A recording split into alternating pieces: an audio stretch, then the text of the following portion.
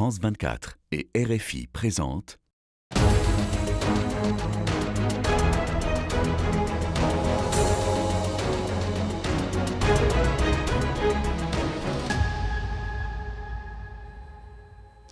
Bonjour à tous, merci de nous rejoindre pour Ici l'Europe. La France a commémoré cette année plusieurs tristes dates, les 10e anniversaires d'attentats majeurs dans l'Hexagone. Et nous allons faire le point aujourd'hui sur la menace terroriste qui plane sur notre Europe. Et pour cela, j'ai le plaisir de recevoir le monsieur antiterrorisme européen, Bartjan Vekter. Bonjour. Bonjour. Votre titre exact, c'est coordinateur de la lutte contre le terrorisme de l'Union européenne. Vous êtes rattaché au Conseil européen. Ce poste a été créé en 2004 après les attentats de Madrid. Vous étiez d'ailleurs présent aux commémorations des terribles attentats de Saint-Denis, de Paris, donc du Bataclan aussi. 130 personnes qui ont perdu la vie, dont l'un de nos collègues qui travaillait à quelques mètres d'ici en régie, Mathieu Hoche.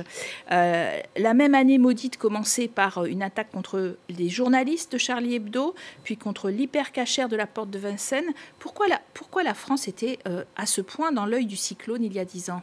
Tout d'abord, j'ai effectivement assisté à ces commémorations, moment très émouvant, je dirais, et impressionnant d'entendre des témoignages et de voir aussi les survivants de ces attentats horribles qui ont choqué la France, mais aussi toute l'Europe, je dirais. Moi, pourquoi la France a été visée? Moi, je vois la France comme un pays exemplaire en termes de libre expression, une société multiculturelle dont on est fier, dont les Français sont fiers. Et je crois que la France représente, pour vrai dire, représente toutes les valeurs de la société européenne. Donc, du coup, c'est tout ce que visent les djihadistes. On a vu ça dans plusieurs pays européens. Qu'est-ce qui a changé d'ailleurs dans la lutte antiterroriste depuis 10 ans? Est-ce que l'Europe a tiré toutes les leçons de ces attaques? Les attentats à Paris, dramatiques qu'elles sont, ont été un tournant historique dans la lutte contre le terrorisme. Pourquoi ? Parce qu'on s'est rendu compte qu'il fallait mieux s'organiser au niveau européen, qu'il fallait penser au-delà du niveau national en termes de lutte contre le terrorisme. Les terroristes, dans le cas, ont profité de la libre circulation en Europe. Donc il faut reconnaître qu'il faut savoir tracer, détecter les gens qui circulent en Europe, qui proviennent d'hors de l'Europe ou qui parfois habitent en Europe et qui présentent des risques de sécurité. Donc ce qu'on a fait, on a renforcé nos frontières extérieures, on a établi des banques de données, des bases de données interopérables, justement qui permettent nos services dans tous les pays européens de coordonner les informations, de se partager ce genre d'informations sur les personnes qui entrent, qui sont dans l'Europe, etc. Deuxièmement, on a aussi renforcé la coopération policière et de justice. Donc on a Europol, on a Eurojust, qui sont deux agences impliquées dans le domaine, et on a fait en sorte qu'on a renforcé leur rôle. D'ailleurs, après les attentats, tout de suite a été créé un centre de lutte contre le terrorisme auprès de Europol, et dans ce contexte, immédiatement a été créée une task force sous le nom de Fraternité franco-belge, qui s'est mis à détecter, à faire les enquêtes nécessaires dans le contexte de ces attentats. Pour conclure, l'Europe s'est mieux organisée de façon stratégique, c'est-à-dire voir le futur et à prendre en considération les menaces futures qui viennent vers nous. Bartjan Vekter, pour l'année 2024, on va revenir sur quelques chiffres assez parlants. 58 attaques dans 14 États membres de l'Union européenne, 14 sur 27. Donc le terrorisme est donc toujours bien présent sur notre continent. Malheureusement, c'est le cas. Effectivement, malgré le fait qu'on a fait beaucoup de progrès au niveau européen, il faut toujours rester vigilant. Moi, je dirais qu'on est mieux placé aujourd'hui qu'il y a 10 ans. Les chiffres le démontrent. On a un grand nombre d'attaques toujours dans différents pays européens. La tendance est croissante, d'ailleurs, si on compare les différentes années. Et parce que 2023, c'était même 2 fois plus, en fait. Hein. Voilà. Donc, vous dites que ça continue à monter oui, quand même. Beaucoup d'attentats ont été déjoués. D'ailleurs, je dois reconnaître le rôle joué par les services de sécurité et de renseignement, notamment en France. Et je dois aussi reconnaître le rôle joué par la France toujours, et depuis beaucoup d'années au niveau européen, pour pousser l'agenda de la lutte contre le terrorisme. On constate que plus ou moins la moitié des attentats qu'on a vus et des attentats déjoués concernent le djihadisme. Et il faut le noter aussi, un tiers plus ou moins concerne des adolescents ou des jeunes âgés jusqu'à... On va en parler justement. Vous soulignez au début de votre mandat les actes de loups solitaires qui allaient en progressant.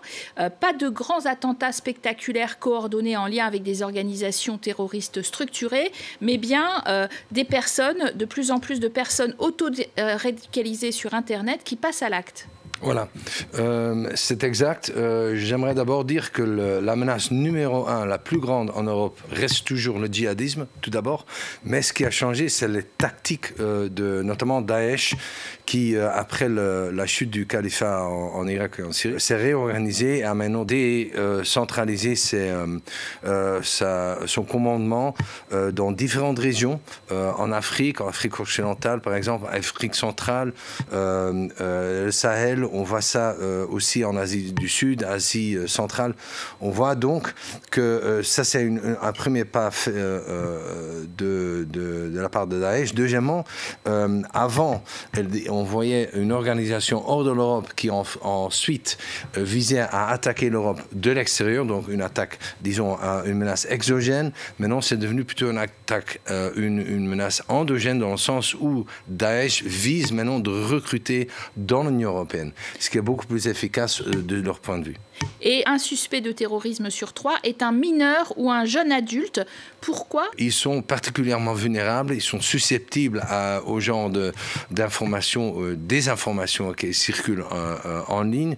Notamment, la propagande de Daesh a été très ciblée et très efficace dans multiples langues, par exemple, et qui vise donc justement les mineurs. Daesh s'est mis en mode gaming, je dirais, parce qu'ils utilisent les plateformes de gaming, par exemple, pour influencer les jeunes, pour utiliser des mèmes ou un langage codifié pour atteindre les jeunes et pour ensuite les traîner.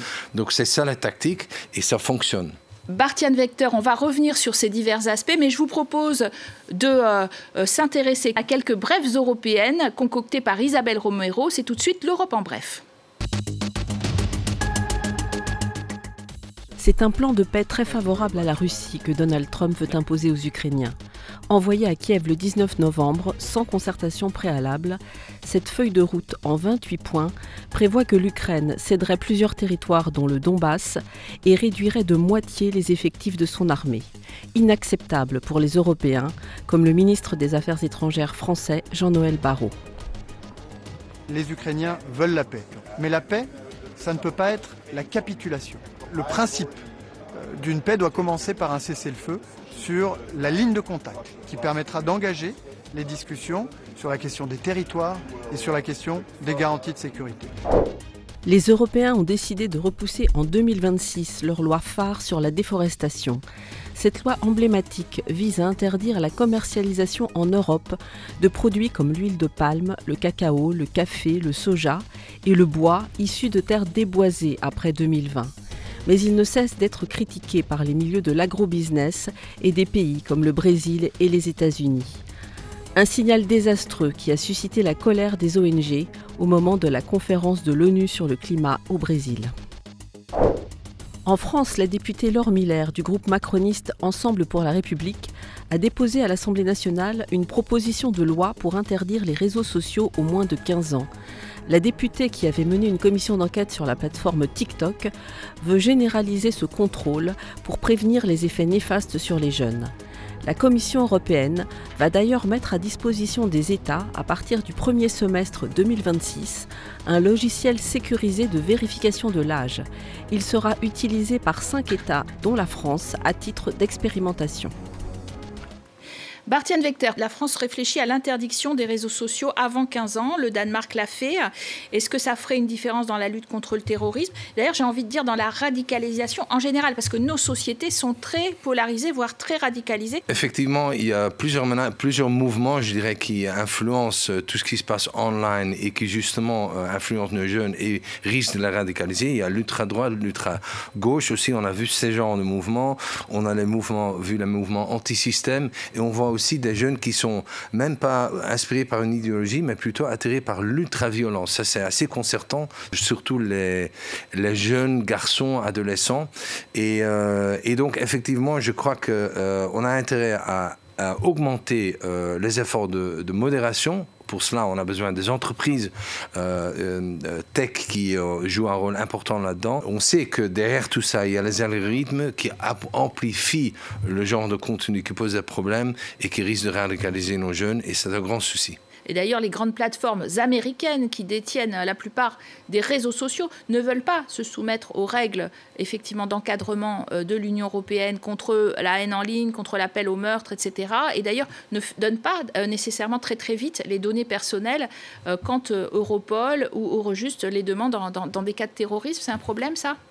Évidemment, c'est un problème. D'ailleurs, on voit une réduction, comme je disais, dans les efforts de modération de la part de la plupart de ces compagnies. Il y a des exceptions, évidemment, comme toujours. Mais en général, je dirais qu'on voit un changement de politique à ce propos. Des entreprises, justement, qui ont leur base aux États-Unis. Mais moi, je dirais que même aux États-Unis, je sais que nous, on est en contact avec les autorités américaines aussi, parce qu'on coopère avec beaucoup de pays, inclus les Américains. Et là, on constate que aussi pour les Américains, la radicalisation en ligne pose des problèmes. Donc il faut se concentrer sur qu'est-ce qu'on peut faire justement. Avec la problématique spécifique des messages cryptés, on pense à Signal par exemple. Voilà, d'un côté, on se félicite évidemment d'avoir ce genre de possibilité d'avoir des communications encryptées ou chiffrées, parce que ça protège notre vie privée, ce qui est important pour tout le monde. Moi, je l'utilise aussi. Et ça protège contre les cyberattaques. En même temps, il faut constater, et ça c'est mon rôle, on constate que nos enquêteurs n'ont pas accès aux données qui sont chiffrées dans le domaine digital. Alors moi je dis toujours, et j'insiste là-dessus, il est important d'avoir un débat clair et honnête qui reconnaît le besoin de permettre à nos enquêteurs de mener à bien leur enquête, toujours dans le contexte de la loi évidemment, comme ils l'ont toujours fait depuis des années. Par exemple, quand il y avait des paquets suspects ou des lettres à ouvrir, personne n'a critiqué cela quand il y avait un besoin dans le contexte d'enquête. C'est la même chose pour tout ce qui est digital, parce qu'on constate que plus que 80% des enquêtes sont maintenant dans le domaine digital. Et donc, il faut permettre à nos enquêteurs de faire le travail. Mais pour cela, il faut une coopération de l'industrie aussi. Vous disiez, les Américains ont les mêmes intérêts que nous de combattre la radicalisation en ligne, mais en vérité, l'administration Trump, eh bien, elle est suspecte. Elle est, par exemple, suspecte aux yeux de votre pays. Les Pays-Bas, Bart-Jan Vechter, les services secrets prennent leur distance avec la CIA et la NSA. Ils craignent des fuites et une utilisation partisane des données partagées avec l'administration Trump, disent-ils. Tout d'abord, je suis européen, je suis là pour représenter l'Union européenne. Je suis conscient de ce débat. Ce qu'il faut bien avoir clair, c'est que tout ce qui touche au renseignement, à la collection de renseignements, au partage des renseignements, etc., c'est une compétence exclusive des États membres. C'est logique, parce que ça touche à la sécurité nationale. Donc, ce n'est pas à moi ni à l'Union européenne de juger comment se partagent ou non les États membres les données ou les renseignements. Donc, ce qui est important pour ma part, c'est qu'il faut toujours reconnaître que la coopération avec tous les pays qui sont tous impliqués d'ailleurs par le terrorisme, ou touchés plutôt, il faut continuer la coopération parce qu'on a besoin l'un de l'autre. C'est un phénomène transfrontalier, on ne peut pas se permettre de ne pas avoir une coopération étroite avec le plus de pays possible. Et d'ailleurs, c'est pourquoi je voyage beaucoup dans d'autres pays aussi. Alors justement, parlons de l'Afrique un peu.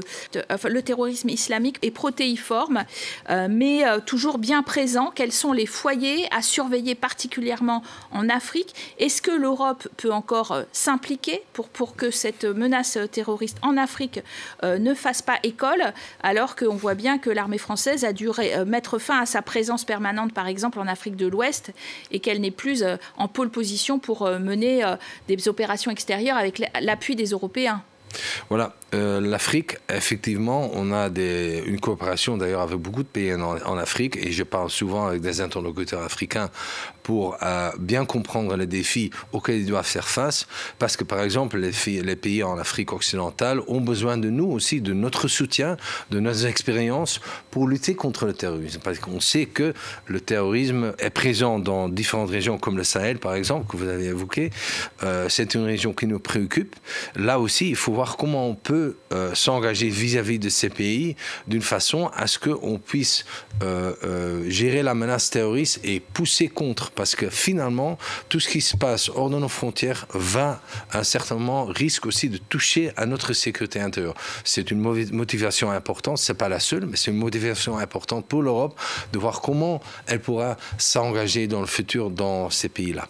D'ailleurs, en matière de terrorisme extérieur, l'organisation d'État islamique a été défaite en 2019, vous l'avez souligné, mais depuis, la Syrie a subi des changements majeurs et surtout, la guerre à Gaza a bien entendu exacerbé les tensions au Moyen-Orient et en Europe.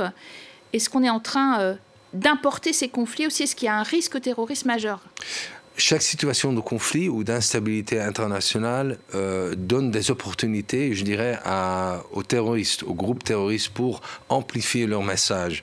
C'est ce qu'on a vu d'ailleurs dans le contexte du conflit au Gaza. On a vu que surtout en ligne, on a vu beaucoup de narratifs de désinformation, de narratifs fausses qui circulent.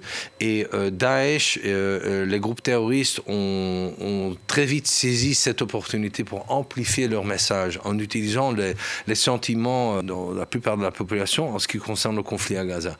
Donc il faut bien être conscient que chaque fois qu'il se présente un conflit comme le Gaza, comme l'Ukraine d'ailleurs, ça donne une opportunité au terrorisme, parfois aussi aux États, à certains États, d'essayer de bouleverser, je dirais, notre société ou de détruire la cohésion de notre société. Merci à vous, Bart-Jan Vecteur, d'avoir été notre invité aujourd'hui. Merci à vous de nous avoir suivis. Restez sur France 24 et Radio France Internationale pour plus d'informations.